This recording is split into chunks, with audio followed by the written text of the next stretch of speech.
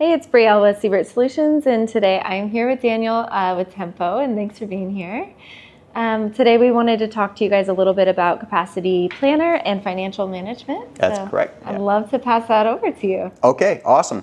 So the big thing with this is we can see all of our planning for all of our resources very quickly and at a glance. So if you see right here, we have a lot of our pre-allocated aspects. So we have weekends that are allocated in blue, we have holidays that are allocated in pink, and we can see that those aren't necessarily constant among everybody. So you can set up different work schemes as well as different holiday schemes for each person in your organization, which is extremely important for places like, I'm at Tempo, we have a lot of different people throughout the world. So the holiday scheme for myself in the US is not necessarily the same as the holiday scheme for my, the people I work with in Canada or Iceland or wherever they might be.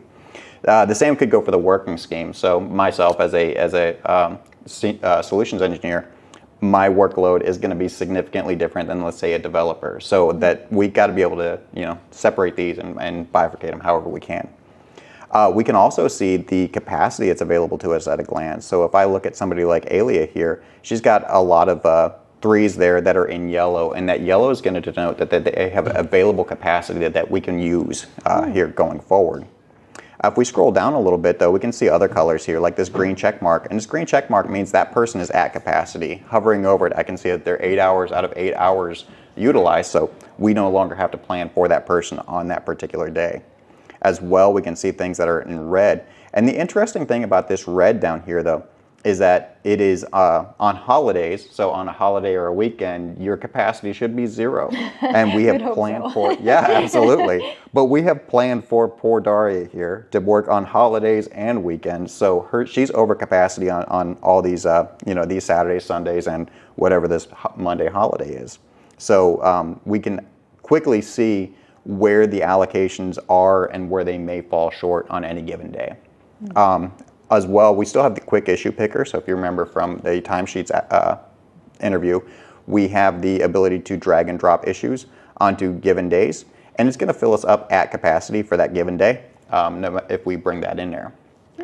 The great part about rolling this all together, though, is when we include some of these different things like timesheets and like capacity planner, we can use that for financial manager, which is another tool that we have that actually gives a little bit of predictive outlook onto the resource expenditure, so like our financial expenditures.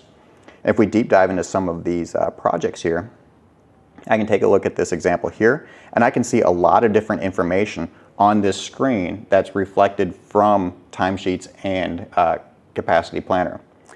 Everywhere we see a vertical, that's today's date. So that means everything that comes before that is from timesheets, and everything that comes after that is from capacity planner.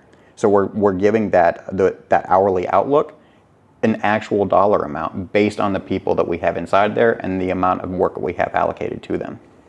As well, because we have the ability to do accounts, we have a CAPEX versus OPEX over here. We can see what the scope is and how much is completed, as well as a schedule and what our cost versus budget is.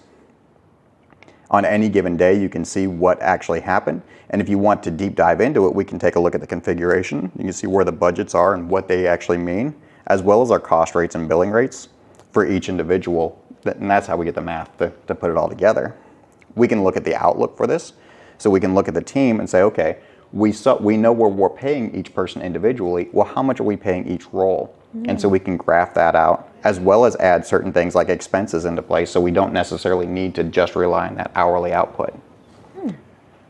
To wrap it all together, we can actually take a look at the scope, and again, vertical line, so everything on the left side of this is going to come from timesheets, everything on the right side of it's going to come from planner, and that's going to carry through to down here as well. Everything on the left side comes from timesheets, everything on the right side comes from capacity planner.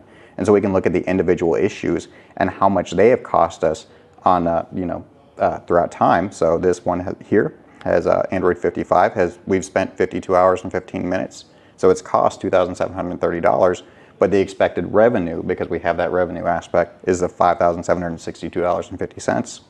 Whereas on this issue, Android 31, we expect to spend 202 hours and 40 minutes and have a cost of $21,280 and a revenue of $19,253.33. So we've been able to put a lot of dollars and cents to this whole, to the aspects of time, as well as add expenses in there and give a reasonable forecast for everything going forward.